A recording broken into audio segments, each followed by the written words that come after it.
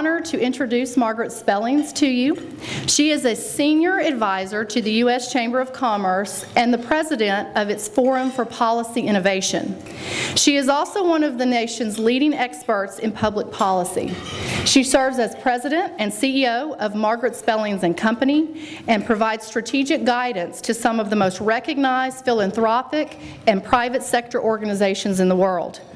Spellings served as a U.S. Secretary of Education from 2005 to 2009, and in that role, she oversaw an agency with nearly a $70 billion budget and more than 10,000 employees and contractors.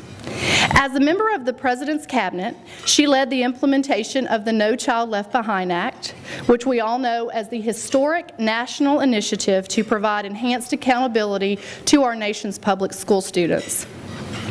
Although Spellings arrived in Washington in 2001, the Lone Star State is still her home. While in Texas, she served as a senior advisor to then-Governor George W. Bush and in various strategic roles for the Texas legislature. She appears frequently on major networks and cable broadcast stations and is oft quoted in such leading publications as the New York Times, Washington Post, and the Wall Street Journal. Please join me in welcoming Margaret Spellings.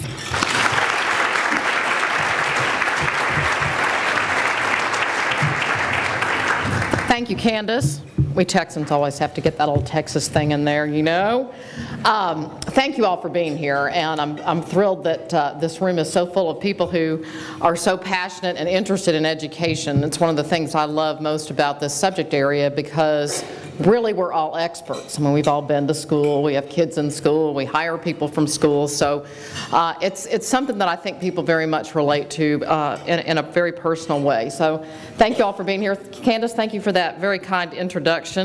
Thank you to the Nashville Area Chamber of Commerce, especially Ralph Schultz, who's a go-getter of the first order, as you all know. I want to recognize a couple of people who are involved in the National Chamber, Susan Lanigan from Dollar General and Mike Edwards, who are both on the Chamber's Education Committee.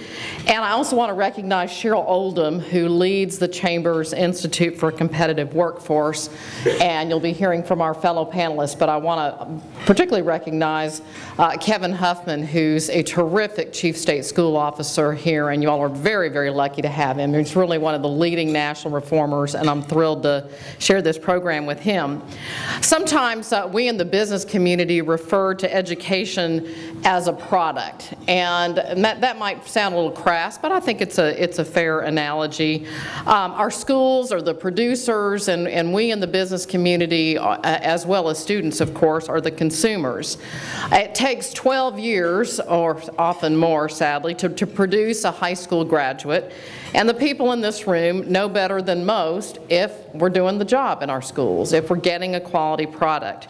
And the business community and the education community really need to see each other, and I know you all do in this community, as allies and not adversaries. And the Nashville Chamber has done a terrific job over a very long time of fostering that very collegial atmosphere between the two communities. I also want to thank and acknowledge Mark Hill, who leads the Chamber's education efforts and does it with gusto. He's been a thoughtful and powerful advocate for education reform here. And because of Ralph and Mark's leadership, having made education a top priority, that you all are really on the move. You all are recognized around the country, and in particular by the U.S. Chamber of Commerce, as a model for how to get the job done.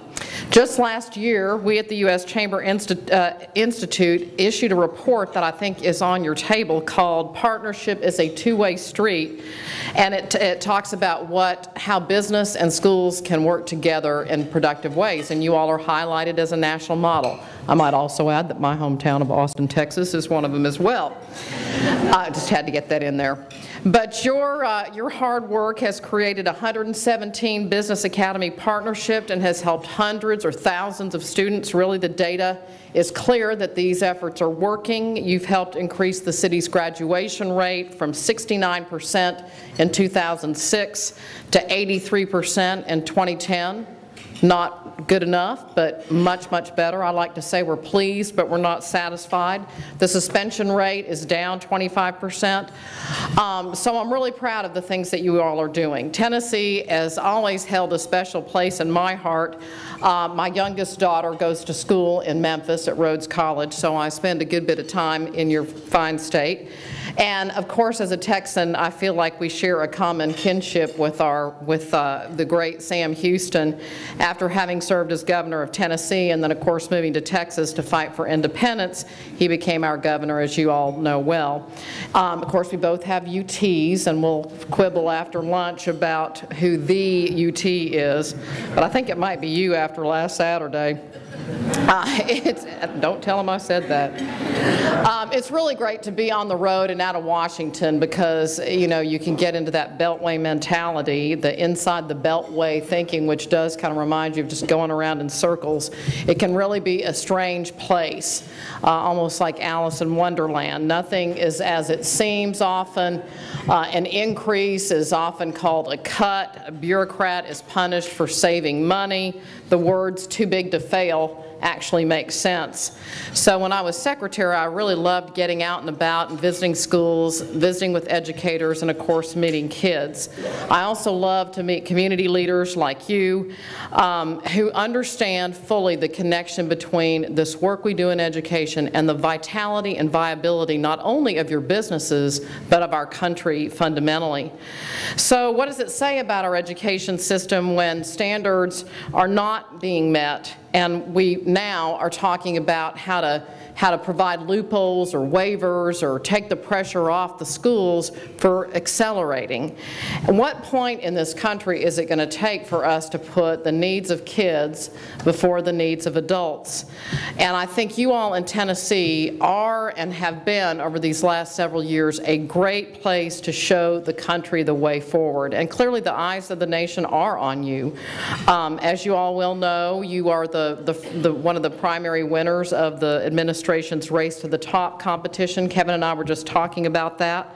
But the current kind of anti-Washington trend that we're seeing politically is really going to put more pressure on local communities. You're not going to have that bad old Margaret Spellings to blame for the requirements of the law. That responsibility is likely going to fall to you all on school boards and on state boards of education and in the business community and in the legislature to make sure that we continue to demand high achievement for every kid.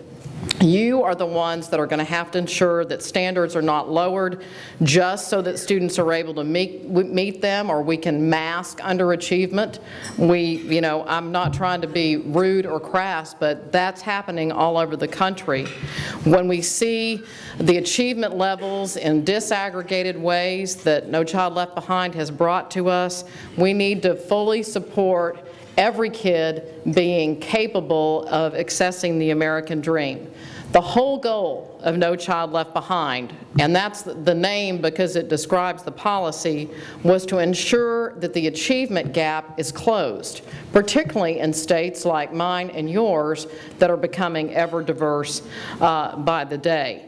As I'm sure you know, you have a big achievement gap in this state, like many diverse urban states do. A 24-point gap in scores between Tennessee's black and white students on both 4th and 8th grade reading and math tests, and it's not a way to ensure a viable future for your state. We must also ensure that decisions about what students need to know, that we take into account the global competitive market that we're in. It's not just a competition across town or across your state. We really are competing with people all over the world. We have to ensure that data and information, like the kind of information that was brought to bear by No Child Left Behind, is useful and guides decision making, that it's just a lot of numbers unless we're using it to improve the enterprise. We cannot assume that every classroom is functioning well and every child is learning. Think about it from the perspective of a business owner. If you had a product that met safety standards only 83% of the time, you wouldn't continue to use that same process if you had a throwback rate, if you will, of 17%. Business doesn't think like this, and that's why our point of view is so valuable. But I'm concerned right now that if the requirements of No Child Left Behind, which simply say get kids to grade level within a 12-year period or within a specified period and do it for virtually everyone, what's going to happen when those requirements go away? And in spite of the fact that we're going to continue to spend billions of federal dollars, we can't afford a new Washington kind of new normal to take hold where we accept the fact that the achievement gap is as it is and we can't do better than this. I just reject that.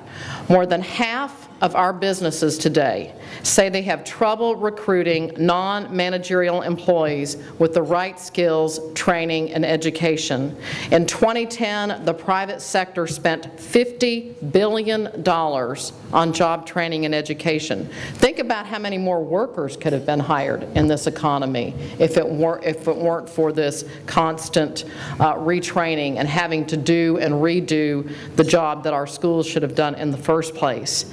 The problem is that while our economy has innovated, as the private sector has innovated, many of our schools have not. They look very much the same as they did when many of us were in school and even before. These fields, especially the STEM fields, are critical to our economy. The old choice used to be college or the factory in my day. Now it's college and the factory. You all know this. You have to have 16 years or more of education to make it. A good background in math and science will help you with a good manufacturing job, but by 2020, it's estimated that 123 million American jobs will be high skill and high wage, but at this rate, only 50 million people will be qualified to fill them. That's why we have to pick up the pace. If we're going to innovate, we're going to have to improve our schools, and it must be led by the states. It must take people in this room with an entrepreneurial philosophy who put principles like rewarding success, not failure, to work, that we find out what works and we replicate it, that we hire talented people and let them do their jobs, and when we don't have capable people, we have them exit the profession. We have to insist on real transparency and accountability, and finally, we have to innovate in ways like charter schools and other means so that we can constantly seek improvement.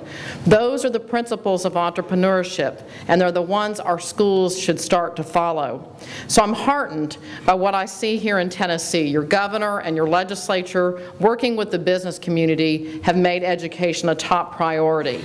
I had the pleasure of visiting with Governor Haslam a couple weeks ago when we were on a panel together at the Education Nation program that NBC sponsored. It was a whole week-long extravaganza on education, which was really commendable for them to do that. But as you all know, he's very passionate about this. He gets this issue, and leadership and achievement really start at the top. But we cannot be successful without teachers, without the very best teachers in our schools doing the most challenging work. We know for sure that good teaching is the common denominator of all effective learning.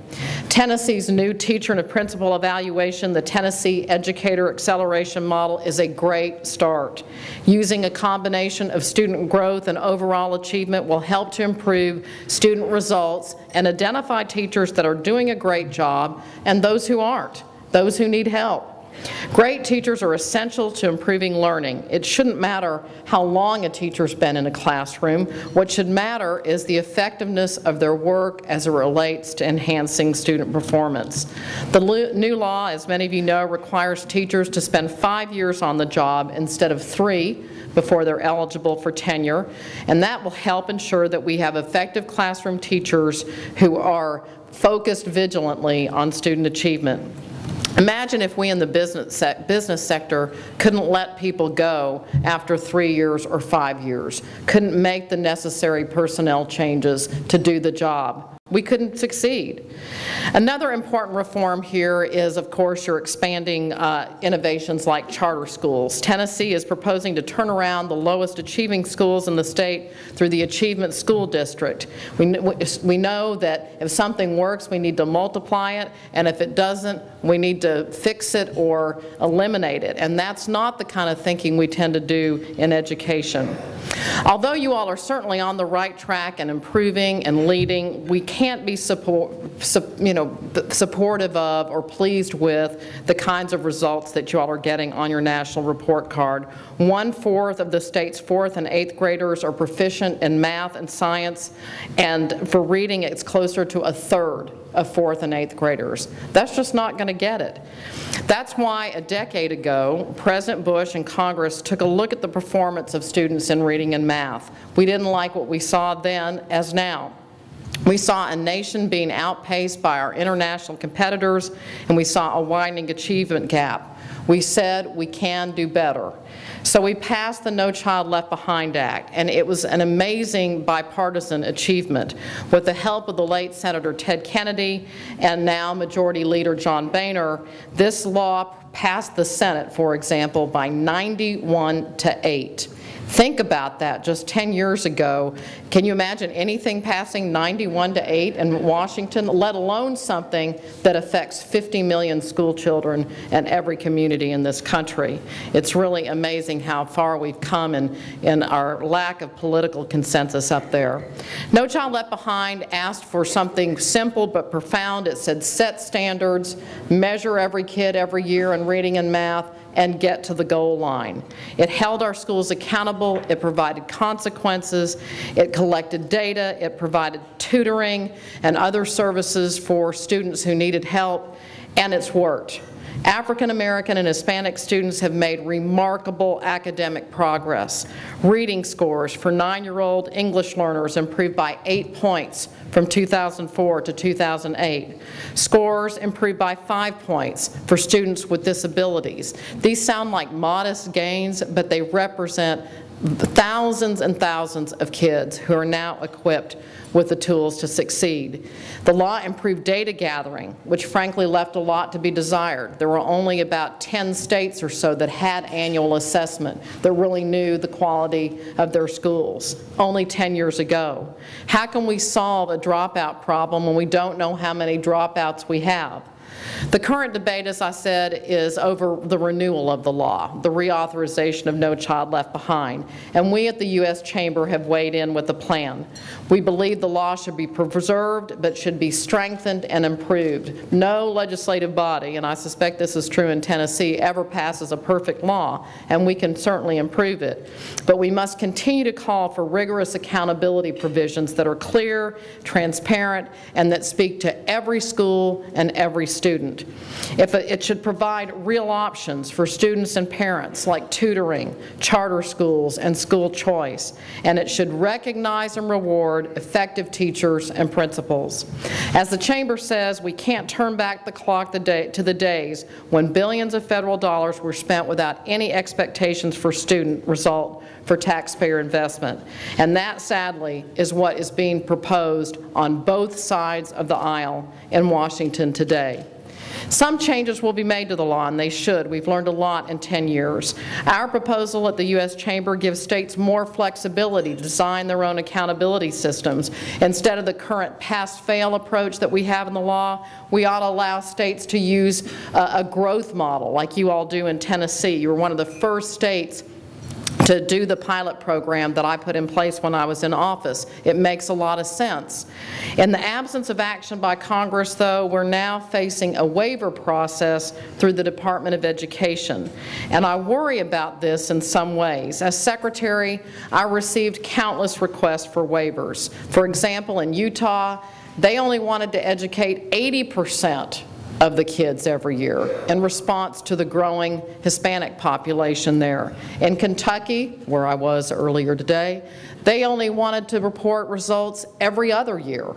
What do you say to a parent who wants to know how their kid's doing this year? We'll get you next year? So needless to say, the pressure on the system to retreat is great. We're also seeing action by members of Congress to roll back the accountability provisions, including bills by Senator Alexander, your own home state senator, and by the Senate Education Committee Chairman Tom Harkin.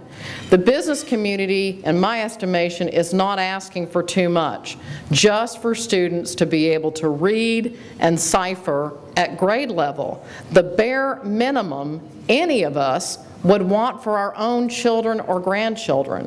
Why do we think other parents want less for their kids?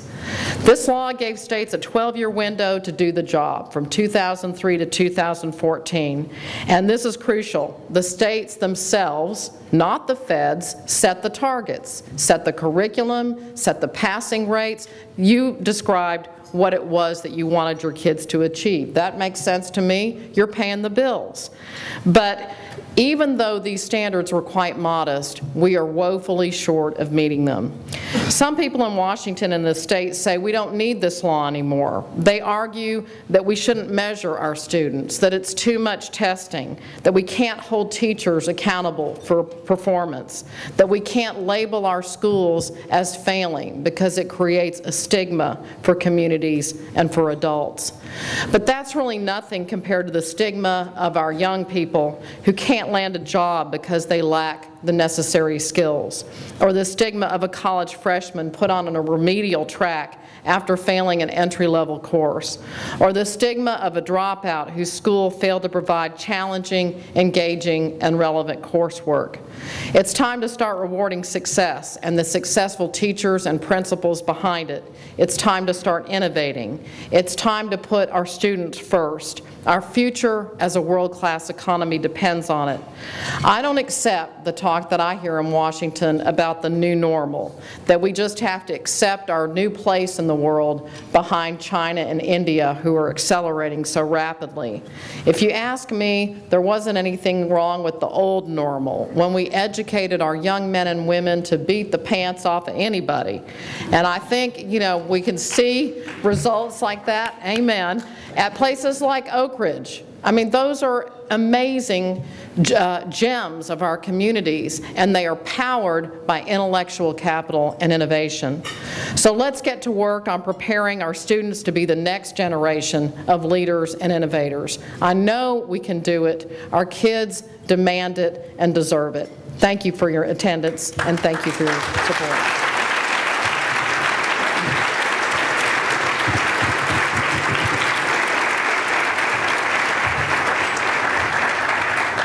Here sitting to my immediate left is the Commissioner of Education for the state of Tennessee and an 11-year veteran of Teach for America. There is much that we can say about Kevin Huffman, but the fact that he has chosen to come provide leadership to our state system for education improvement is an important endorsement of the task that we're undertaking. So Kevin, thank you and welcome. And we see Steve Turner, a long time, a very long time philanthropist and activist in education. You'll have a chance to respond later. Very involved with us as the co-chair with the mayor on the of the CEO Champions, and very engaged in education in a number of different ways. Also joining us on the panel is Daryl Freeman. Many of us know him as the head of Zycron, the founder of Zycron, his own business, but we also know him as a former chairman of the chamber and a member of the teacher evaluation committee that was formed by Governor Bredesen to create a teacher evaluation system. And then finally, a colleague from Knoxville. I should mention, I think you all know that Nashville has been the #1 chamber in the country.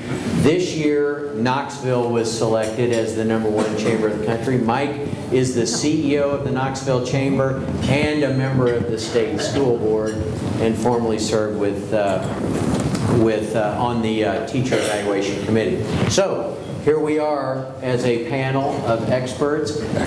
Thanks to all of you for being activists in the education system. And Steve, let's start with a question to you. As a result of your very long philanthropic involvement in the community. You've seen the business community's participation in education change over the years. How would you say that business community has changed its participation? Well, I'm the co-chair of the CEO Champions with our wonderful mayor. Don't let y'all think I have any sort of bias, Carl Dean. The CEO Champions serves as strategic partners with the public school system in helping to get businesses involved in the academies. This is a reformation that we're sort of undergoing in our high school systems now. We have 150 businesses and organizations that are partnering doing this. We have 43 academies in our 12 schools, and we are seeing major good results coming out of this activities. What do the partners do? Well, we serve as guest speakers. We go to the school and serve as guest speakers. We also have interim programs or intern programs in the summer for teachers to come and spend 3 days with the business people in their business and get an understanding of how their particular discipline that they're teaching in school, how it fits in with the business. So the whole mission of the academies is to get the relevance of education to their careers in the future. It's to help them sort of select and what they may want to do in the future and give them a very meaningful experience. And this starts in the freshman year. One of the ways that we sort of incentivize and encourage them is through having a career exploration fair. We're having one October the 27th. There'll be 300 businesses there. We have 4,000 freshmen that will be coming to attend this. I've been to both of them. They're rather exciting. That's a good group of young kids that are just really getting their start on life and trying to get an understanding of what their education, their secondary education, can mean toward their getting a career. I have witnessed quite a few things. There are all sorts of careers that are available in Davidson County. The business community in Davidson County is supportive of this, and the business community is very diverse. We have a lot of challenges in the Davidson County school system. That's to say the least. We've got, I think, at least 70 languages that are spoken in a lot of the different schools. And we have 70% of our student population qualifies for meals. So we've got the problem of really trying to take people who have not had a good opportunity in life and giving them that opportunity through the school system. So it's very important work that's going on in the public school system. We are very fortunate in the mayor that we have, and our school leader, Dr. Register, and then Jay Steele, who is also running the academy program. I actually, as CEO chairman, I went with the mayor on a trip to St. Augustine to steal Jay Steele away from St. Augustine system. He'd done a magnificent job there. And the mayor was able to convince him. And I was there just to, I guess, give the mayor support. But Jay has done a magnificent job. He's really gotten this system going. So I'm pleased for the work that the CEO Champions have done. Incidentally, this is a committee that was started by the Chamber of Commerce, which the Chamber and Mark Hill in particular has rightfully understood the need for our having quality public education. And Ralph mentioned the one thing that I'm the most, I guess, selfish about is the quality of life issue. I want to have, because most of these kids will wind up being citizens of Nashville. Nashville is where I live. Nashville is where I'm going to die. I want to have well-educated people with good jobs that surround me in the community. That will elevate all of our quality of life. So it's a little bit of a selfish stand that I take when I try to dedicate funds and time to the public school initiatives. But I think it's one that all of you, too, I hope, endorse and appreciate. Thanks, Steve. Mike, you're the CEO of a chamber, and you are now deeply engaged in an official way on education policy for the state. Why do you think it's important for business to engage, and what advice would you give to other civic institutions like chambers with regards to building that business engagement? It's pretty clear that why businesses, and it's representative of the chamber and any other business organization, had better be paying close attention to public education. It is our skilled workforce going forward.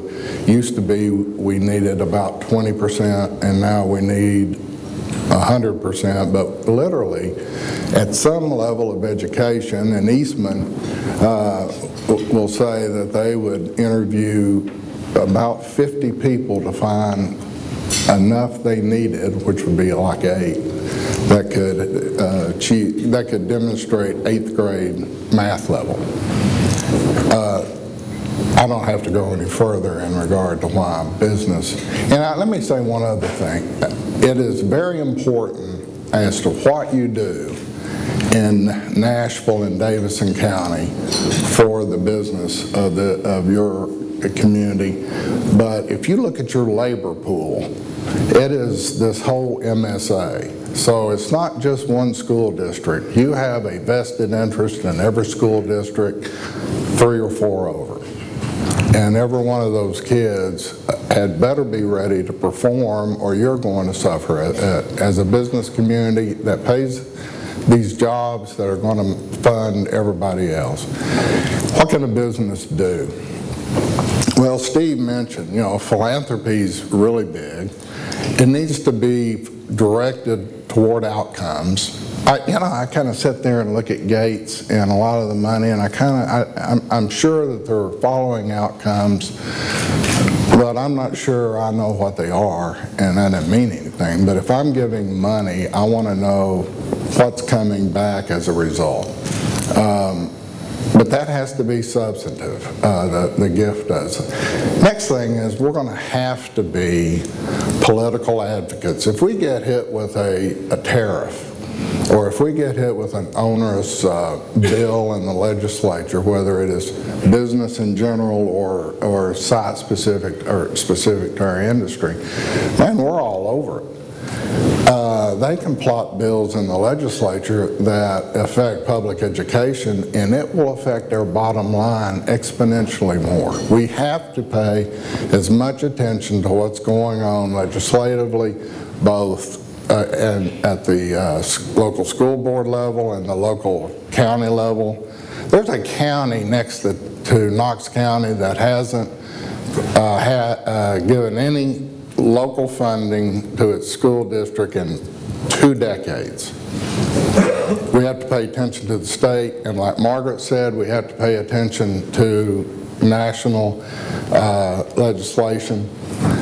I mourn the fact that it looks like on the renewal that it's going to fall back to the states to do the accountability on how well we're doing under a renewal of No Child Left Behind.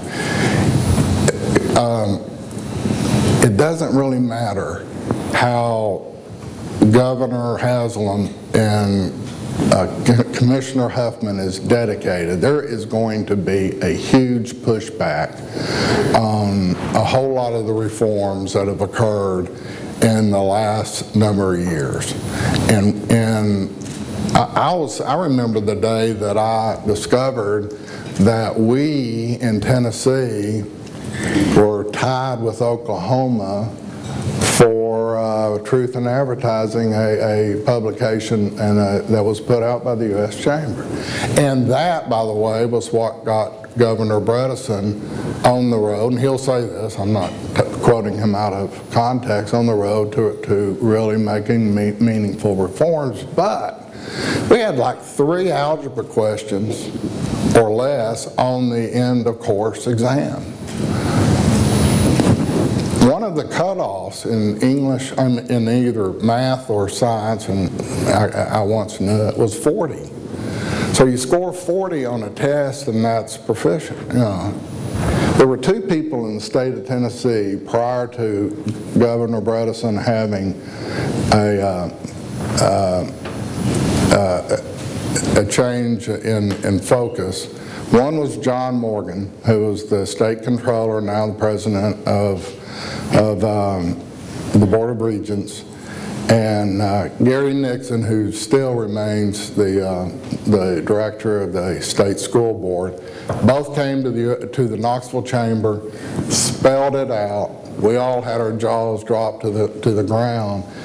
We can't ever let ourselves be misled like that again. We have to be knowledgeable about what's going on. By the way, that'll help us decide where to put our money. 2, we have to scream bloody murder if we or anyone else starts trying to game the system. And then one other thing that I think that we need to do, that we in the business community have a particular level of skills at that may be not as strong in the education industry, and that is management. You know, and it's a continuation.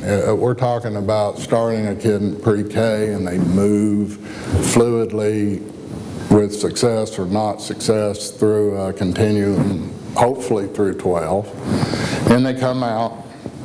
But if we know somebody in the 6th grade what they're going to score on the ACT, there's not a lot of people who can tell me what was done to change that trajectory so that that 19 went to a 26. There's a difference in administration of a public process and managing to an outcome. In business community has the management acumen that they could bring not as educators, but to help educators know what questions to ask in order to get to the profit level. The profit level in this thing is a child leaving with the knowledge and skills, and every child leaving with the knowledge and skills that they're going to need to be successful in life, know the American dream, and to be employable. I mean, you know, man, there's folks sitting out on lawns all over the country who have advanced degrees who are unemployed, and they're fairly ticked off. We're going to have to create jobs in this country, but they're going to have a skilled workforce. So I think we need, one of the things that we need to start to believe in ourselves more is to add, and it requires a whole lot of building relationships with school districts. We have 2 people who report to central office every day.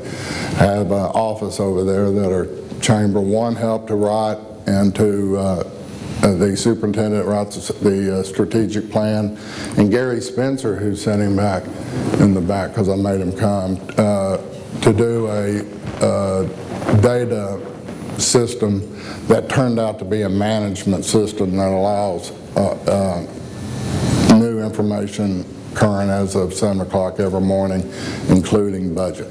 Those are tools you can use to manage by in the business community. I think the other thing, in addition to business community getting involved in helping the education community learn not how to teach, but the questions asked, is I think we need to start, universities need to start thinking a little bit about MBAs in education, just like the healthcare did 30, 40 years ago in hospital administration. Commissioner Huffman, thank you, Mike. Commissioner Huffman, first of all, I'd like to invite you to answer the question that you wish I'd asked, as well as the question I'll ask, just as the others have done. And that's a sincere invitation, because this is an opportunity for you to make a statement, and that is, what do you expect from business in partnership with you? Yeah. So a couple thoughts on that. One is to stay engaged and push on data and results. I think a lot of times people in the business community wind up trying to engage and feel like, well, maybe education is actually really different than the business landscape, and it's not. You all have skills and knowledge that is important, not just in terms of imparting to education, but in terms of engaging as active members of the community with your school boards, with your superintendents in partnership. But I would encourage you to consistently ask the question, did it work, and how do we know?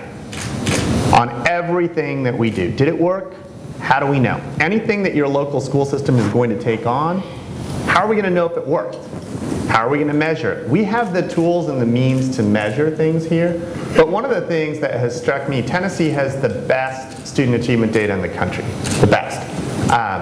But too often when you go around and you ask somebody, so I see that you did X, did it work? The response is often, well, people seem to really like it. Mm-hmm. People seem to really like it is not an answer to the question of whether it worked. And we need the business community to be in there pushing on results. We need results. We need to measure things. We need to know whether things worked. And that's something that you can do in your local community by engaging, going to school board meetings, working with your superintendent, yes, through philanthropy, but also just as active members of the community, pushing hard for results, because we have got to get better. So I think that's one big thing, is engage on that front. The other thing is engage in telling the education community at the state and the local level what you need in terms of the people that you are going to hire. I have been struck since I started by the number of people from the business community who found their way onto my calendar who wanted to talk specifically about jobs and about job skills.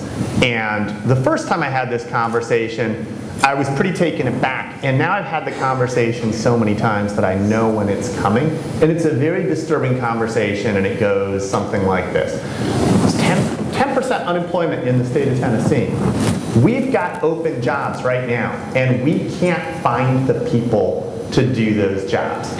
And when you dig in and you talk to people, they're not talking about mechanical engineers. A lot of times, they're talking about jobs that require a technical degree or an associate's degree. They're talking about jobs working in factories. I had a conversation recently with several plant managers in Jackson where they were talking about the need to go to Kentucky to hire people for their plants. And when you talk to them about, well, what is it that you need? Math skills. People can't pass the basic math test that they're giving in order to get to the interview stage. That's a very, very disturbing thing. So we need the business community to come in forcefully and talk about what you need to see from your graduates, because we want to improve the system. We've got to improve the system, but we also have to know what people need. We have to know what skills you need your employees to have, and we need the business community in there pushing, saying, we have got to see graduates coming out of high schools in Tennessee with the following skills, because it's going to help us make the push that we need to make to improve education. And I don't know if this is the question that I wish you would have asked, or if it's just availing myself the opportunity to make a statement, but you know, there's a lot of change that is happening right now in Tennessee, and this change is necessary. We are on the last national test, 45th among 50 states in math. And I've had a lot of people say to me, well, if you just, you know, if you look at the state, we're a poor state, that's why we're 45th. But if you disaggregate the results by income and you just look at poor kids, we're 46th in math with poor kids. Poor kids in Tennessee are almost a year behind poor kids in Kentucky in math. And so I would ask the question, are poor kids in Kentucky smarter than poor kids in Tennessee? I don't think so. Are parents in Kentucky better than parents in Tennessee? I don't think so. So if you accept that as a starting premise, then it's a systemic issue. There are systemic flaws that we have to take on. And to me, The burden of proof shouldn't lie with the people who are trying to change the current system. The burden of proof should lie with the people who would like to stand in the way of change. Thank you, Commissioner. Now, Darrell Freeman, you are a hands-on guy. You founded a company, you chaired the chamber, you're chairman of Success PAC at the moment. You participated in the governor's panel on evaluation. Really a roll up your sleeves kind of business leader in education.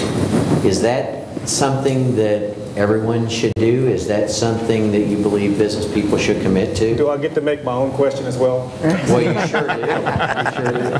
I'll give you one. I believe education is the great equalizer. That if you're born in a poor situation, if you're born in poverty, if you're born in East Nashville or North Nashville or wherever you're born, that the education is the opportunity for you to live out the American dream. And so that's why I'm so passionate about education. Neither one of my parents graduated from high school. And when I look at the change in my life and the generational change that's happened to me over the past 25 years, it all had to do with education. So I believe that in Nashville, a city is only as good as its people. And its people is only as good as the education that they obtain. And also in business, Steve. In business, the business is only as good as its people. And the people are only as good as the education they've received, to your point. So when I became the chairman of the Nashville Chamber, I knew in advance that I was going to be passionate about education, that I was going to direct the chamber in that arena.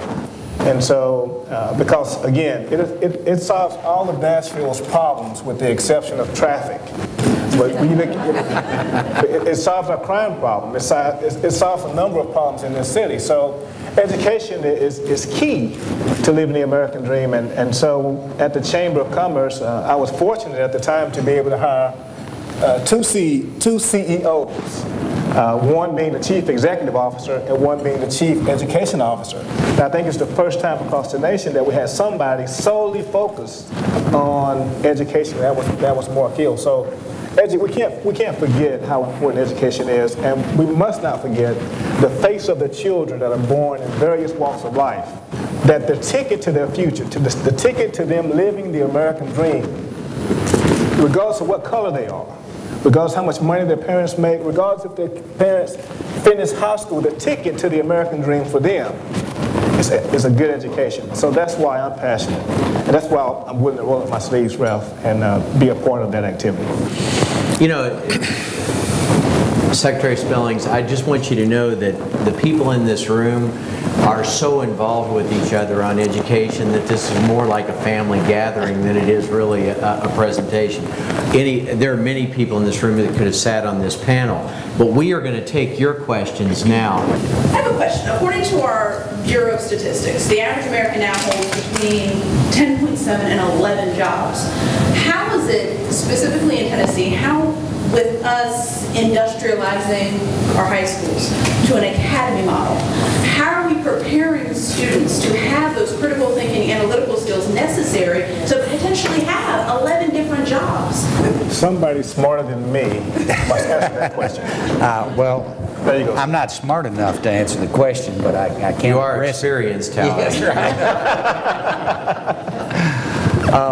right. The academies, I fear, often are viewed as being vocational schools on steroids.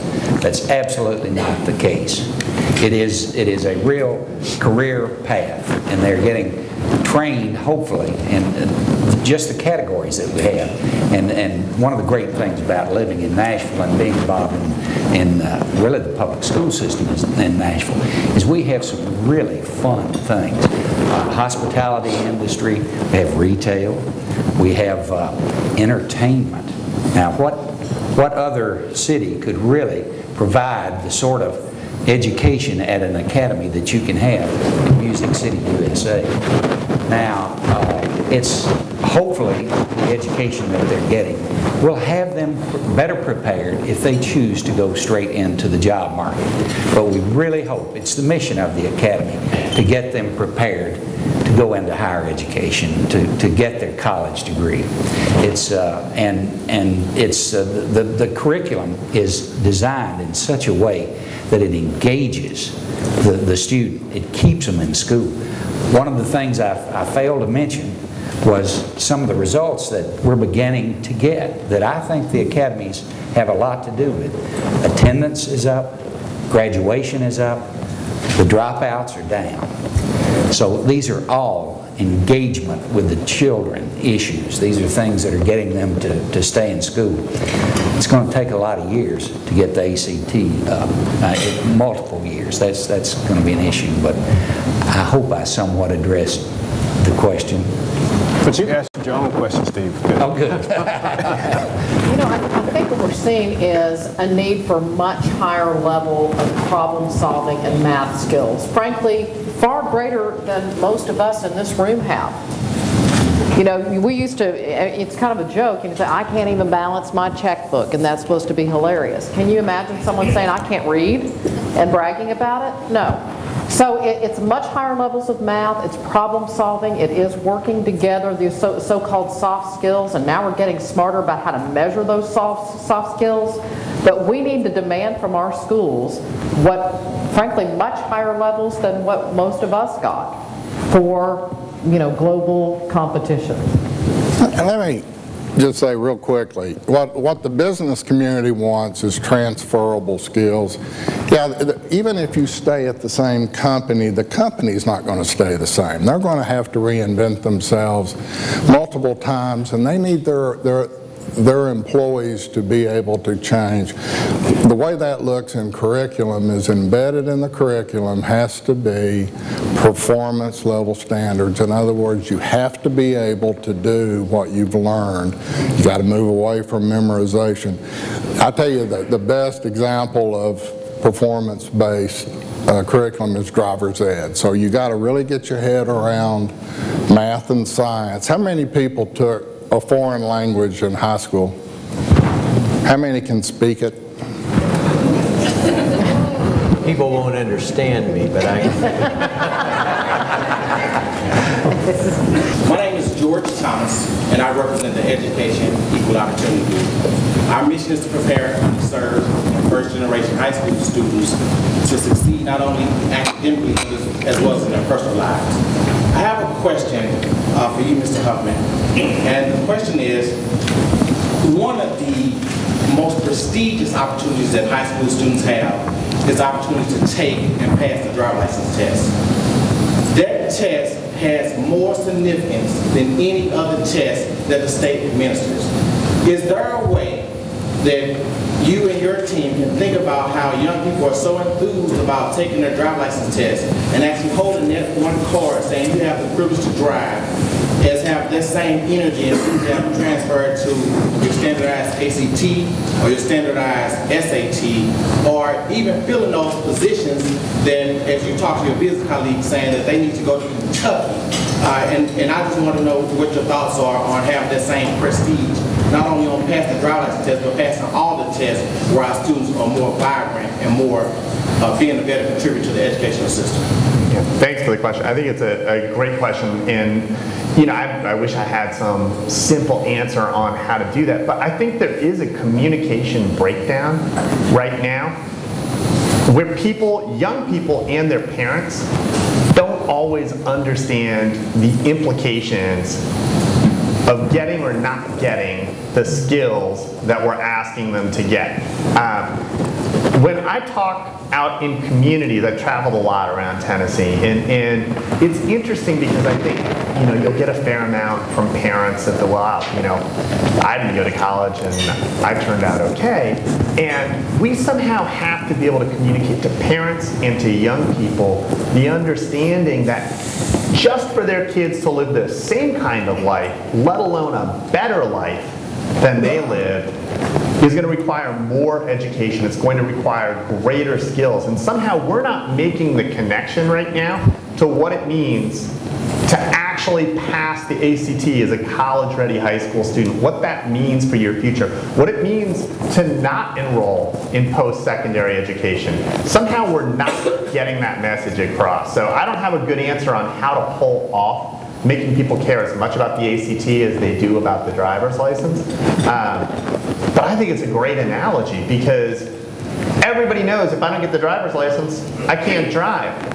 People don't seem to understand if I'm not college ready on the ACT, I'm going to earn less money and have less life opportunities down the road. And somehow we've got to make sure that we're instilling that. I would like to hear from each of the panelists, if you could share with us your top 2 achievements that you would like to see realized as soon as possible, if it were possible to minimize, eliminate politics and politicking, or even political correctness. Well, I would just say that we need to get a lot madder and fired up about the state of affairs. I mean, if half the lunches that were served in this room today were tainted, and half of us went home and were sick tonight, we would be outraged. But half the minority kids in this country getting out of high school on time doesn't seem to worry us or bother us too much. And we kind of take it for granted that good enough is good enough. And what's happening in Washington at the moment is a retreat from that urgency. And so my number one thing is that we have got to get mad as hell and not take it anymore when it comes to our kids and our communities.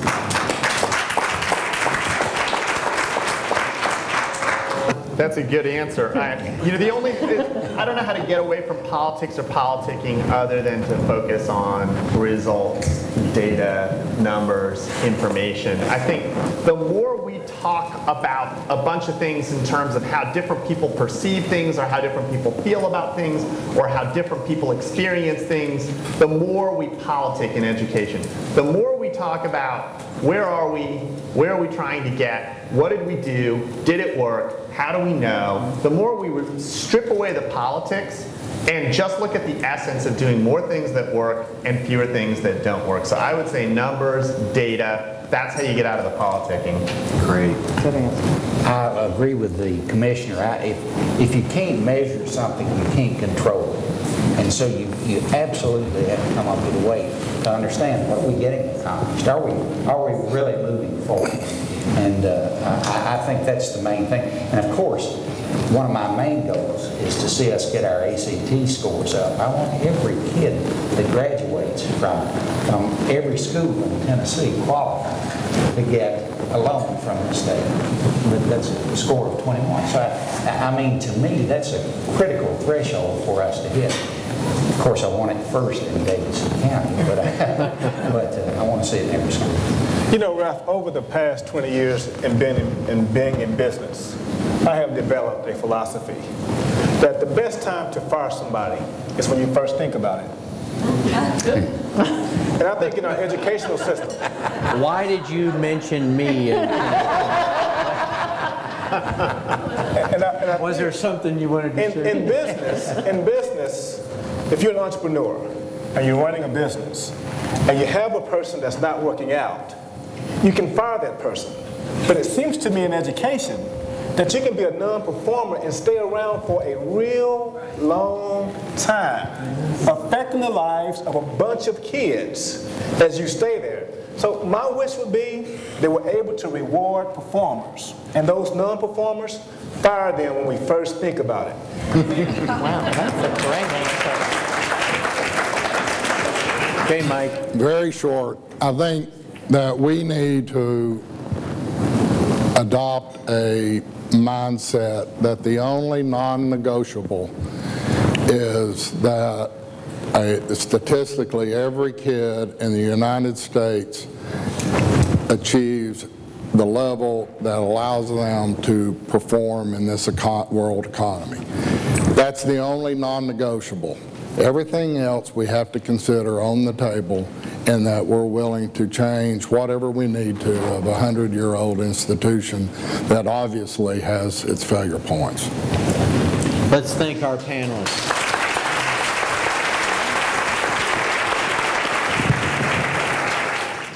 Finally, I would like to just mention we benefit from a state administration that's committed to education, a local administration, local council, and local school board and local school board staff that really wants to make things happen. And so our support of them as they make things happen rapidly continues to be important.